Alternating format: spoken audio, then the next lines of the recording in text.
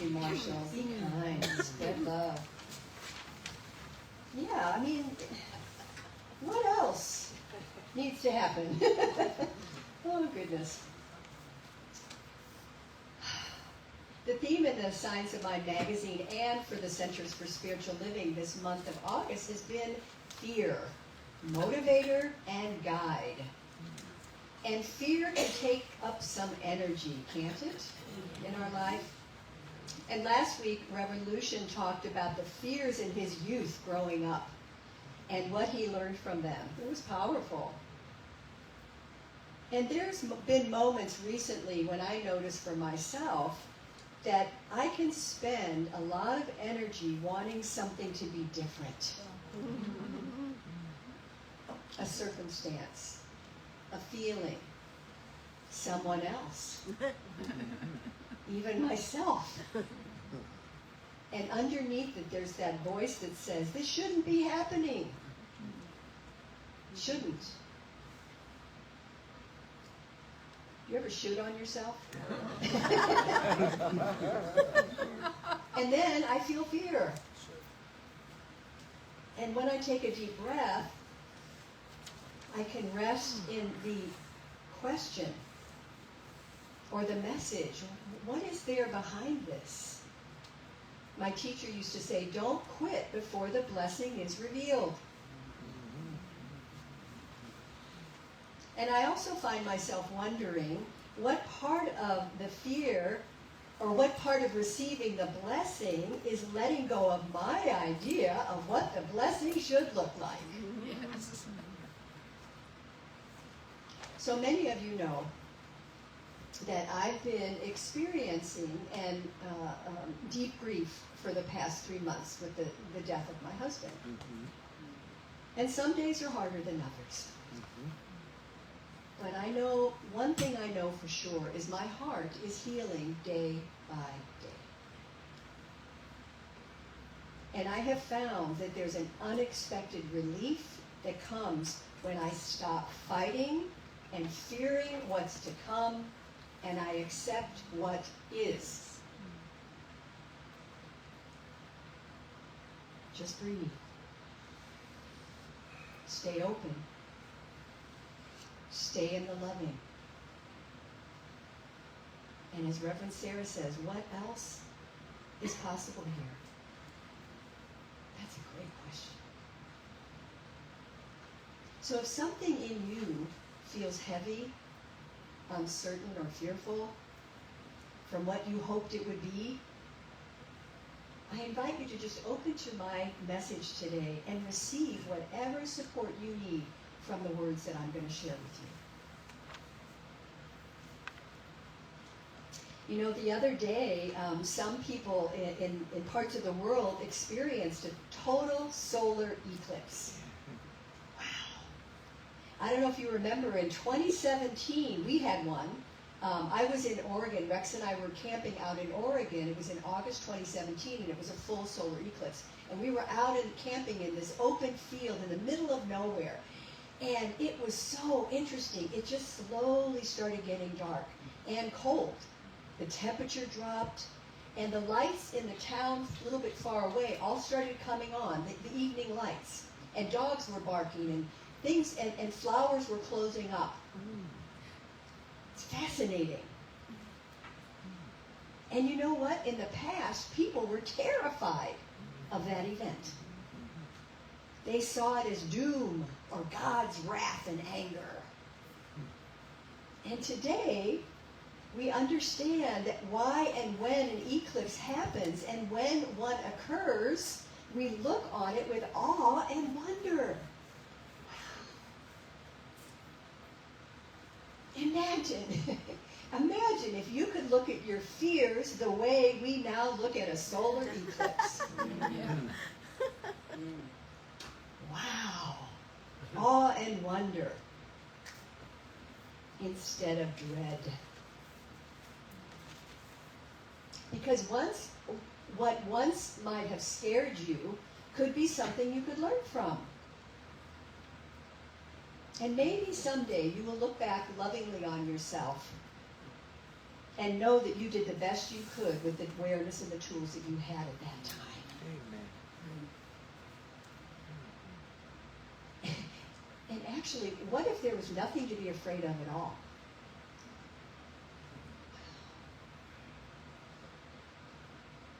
I think embracing the unknown is essential for our personal growth. And we don't need to fear what we don't know. We can explore it with curiosity. How many times have I talked about curiosity? Oh my gosh. I think almost every talk. Because the unknown is part of the conscious journey of our life. So when fear shows up for me, I just say, and still I rise. I take it upstairs. I allow myself to be curious. In spite of the discomfort and obstacles I might feel, I have that faith that I can persevere and rise above it. Can you? Well, I know you can, because you're here. And because you have. You've all risen above something in your life.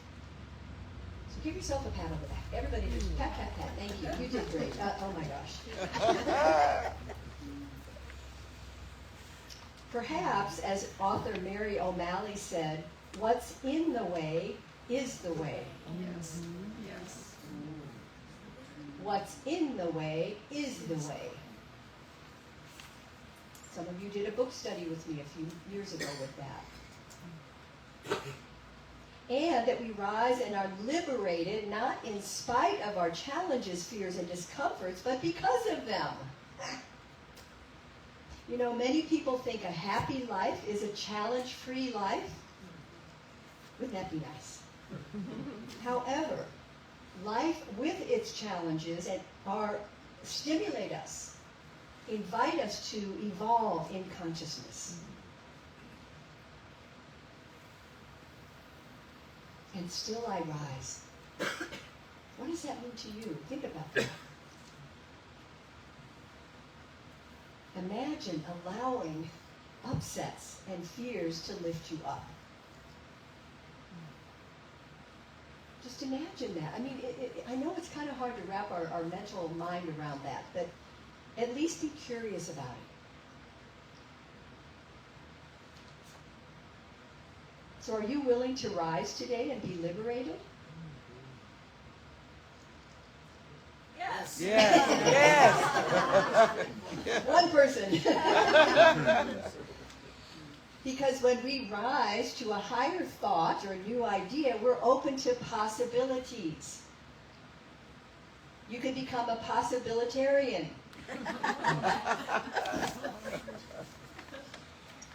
Our founder, Dr. Ernest Holmes, said in the Science of Mind textbook, there is within each of us that which is unstoppable, inexhaustible, inextinguishable, unchangeable. That which we call spirit, divine intelligence, source, God, that in which we live, move, and have our being. That essence which rises in us as us can never be lost or extinguished. It is our authentic self.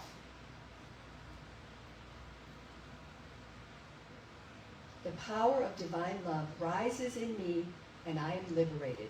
Let's say that together. The power of divine love rises in me and I am liberated. That's good medicine. Take that 4 times a day and call me in the morning. You say that enough, whoo. I mean, think about it. Have you ever noticed outside a tender plant pushing up through the concrete sidewalk? Or tree roots seemingly growing out of a boulder. There's a couple of those up at the Bear River that's just astonishing. That these roots just wrap around the boulder, and you wonder, who was there first? Or pink ladies that grow outside. Pink ladies are also called naked ladies. They're amaryllis. They're a type of amaryllis, but they come out of what looks like dead stuff. And then there's these beautiful, fragrant pink flowers. Mother Nature, bless her heart, gives us so many reminders that we can rise. Life rises as us always, when we choose. Mark Nepo, in his book of Soul, talked about a singing group called Sweet Honey in the Rock. And they're an African-American, all-women a cappella group. You've probably heard of them. Their group name comes from Psalm 81, which alludes to a land so fertile that when rocks in that soil are cracked, honey drips from them. This is a perfect metaphor for the sweetness that waits to be released if we can endure the cracks. This is the reward for daring to meet our possibility, for daring to rise. Resilience. Resilience, it seems, has to do with the improbable belief that there is honey in the stone. That the sweet things extracted from hard things will heal us, will liberate us. He says, dream on till the honey that sleeps in the rock of our stubbornness makes its sweetness known. The rock of our stubbornness. Anybody ever been stubborn? Oh dear. The power of divine love rises in me and I am liberated. The power of divine love rises in me and I am liberated. And you know what? It doesn't matter how many times we fall down. What matters is how many times We get up. we get up. Right.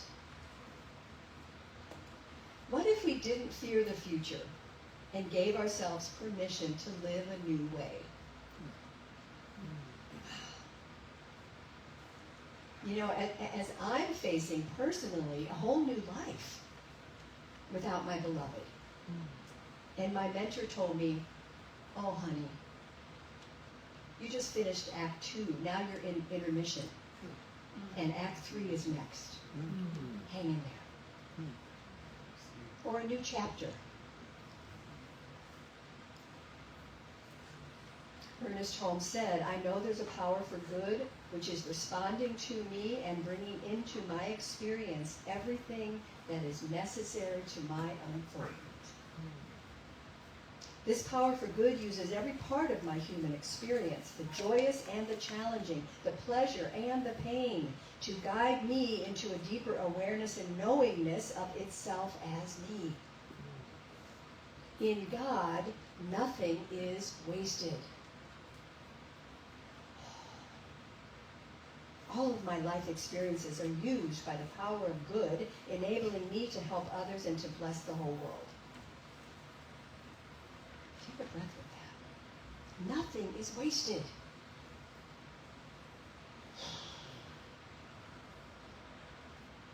We know in this study that there is a divine intelligence, a creative power back of all things that operates in, through, and as us perfectly. So what if nothing is wasted and all is for our good?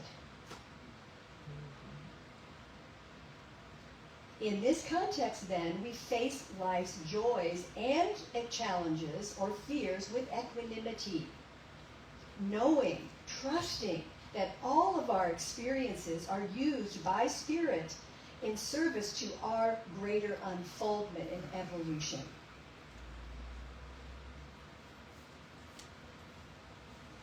So that which was most devastating produces the texture and the uniqueness of who you are. That which feels unendurable becomes the crucible that blasts away the small self, giving way to the greater you. That which seems unbearable, unbearable, ushers in the light, shining as you and serving as a beacon to others. Take a breath.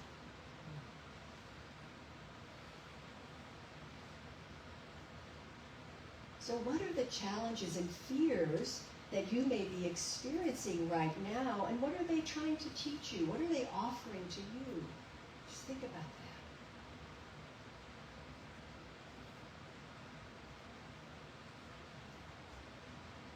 that. Every great spiritual teacher who has graced this earth has taught us the same thing, that our discomforts can lead to something greater.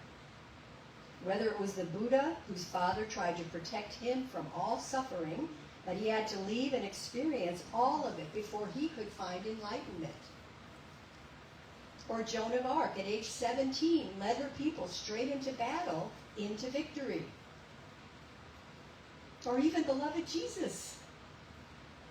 After he was crucified, he rose. He was resurrected. So in order to rise and be liberated, sometimes we have to lose the old to gain our freedom. Right? We have to embrace and integrate the full spectrum of this thing called life. And sometimes it's messy. Maybe your life isn't. As Saint Catherine of Siena said, all the way to heaven is heaven. All the way to heaven is heaven.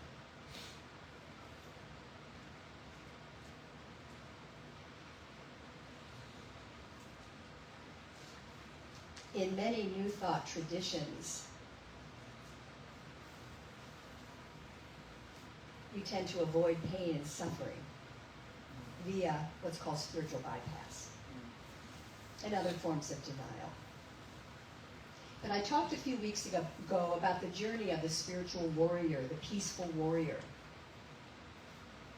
And that journey is to just stop running from the fear, running from the discomfort, and look at it straight on. Bless and accept. Remember the love prayer we've done many times. Bless and accept. God is always present, even when we're moving through the valley of transformation. What if every step on our path is sacred? What if? So in the book Spiritual Liberation by Reverend Michael Bernard Beckwith, this is an older book, also done a book study on this. He has a wonderful little story about the Dalai Lama that I want to share with you today. He says, during one of my meetings with His Holiness the Dalai Lama, a rare opportunity opened up to have the blessing of a few moments of just hanging out with him. To me, he is a wonderful example of the freedom that comes from the practice of discipline. Though exiled from his own country and saddened by the tragedy occurring in Tibet, he radiated tremendous love, peace, and joy. What I admired on that occasion was how the Dalai Lama openly expressed his feelings about the suffering of the Tibetan people, whom he profoundly loves, and how, in the next instant, a smile of transcendence would light up his face. Even as he spoke out against what's happening in his country, he was not entrapped by the experience. I'm going to say that again. Even as he spoke out about what is happening in his country, he was not entrapped by that experience. He did not freeze frame the scene. In his wisdom, he realized that life is fluid, that those who suffer today can be free tomorrow. He pierced the veil of appearances and saw reality with a capital R. I attribute this in great measure to his daily discipline of meditation and prayer, which gives him the spaciousness of inner freedom. he was able to stand in reality while responding compassionately to the distressing circumstances of his people. The inner work we're called to do is no different from His Holiness the Dalai Lama. We too are candidates for enlightenment. Through the inner discipline of meditation and prayer, we're able to break through the density of the three-dimensional realm in which we live to become genuinely free and liberated. Each of us has a choice to write the discipline of freedom into our daily script. It is wise to do so because such a practice strengthens your spiritual backbone. Strengthening our spiritual backbone. I could use that. How about you? So what if we reframe our struggles as an expression of spirit and as a holy portal that will lead us to our own unique power? And we can ask ourselves, how can I see this differently? How can I feel this differently? As opposed to, why is this happening? We want to ask those open-ended questions. What is mine to do? How can this be a blessing? But be curious. Spiritual practices help us hold an energetic field while transformation is taking place. Call a practitioner. Get prayer. Be elevated. Know that you're not alone. We're all here to support each other. Stay in gratitude. Stay in appreciation. Be grateful. Bless your life. Practice forgiveness. Keep your minds and hearts free of resentment and animosity is vital to our spiritual awakening. Ernest Holmes said, take the heat out from under old hurts, and what's left is light. I love that. And think about this. What if there are no problems, there's only magnificent mysteries? Turning obstacles into opportunities. Take it upstairs. Ask for a solution. Create a mental equivalent of what you do want, not what you don't want. I mean, you all know that. I mean, we that's part of this philosophy as to what are you paying attention to. And then you forgive yourself when you forget. And you go down the rabbit hole. Have a dialogue with yourself. Talk to yourself in a loving way, forgiving way. And please, let go of drama.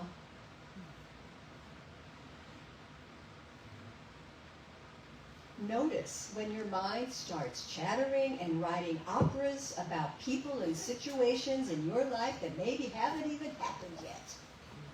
Oh no, here it comes again. We can all write those operas. Oh my gosh. So we're learning, aren't we? We're learning to respond and not react. To become the observer, to stay in the loving, no matter what it's looking like out there. Byron Katie, the famous author, said, when you realize that every stressful moment you experience is a gift that points you to your own freedom and liberation, life will become very kind. It's like the song. Sometimes that difficulty is pointing us in a direction to our freedom. So are you ready to find the sweet honey in the rock? Are you in? Yes. Say, I'm in. I'm in. I'm really in. I'm really in. So we're going to rise up and claim it, aren't we, this week? Yes. Yes. And so it is. And so it is.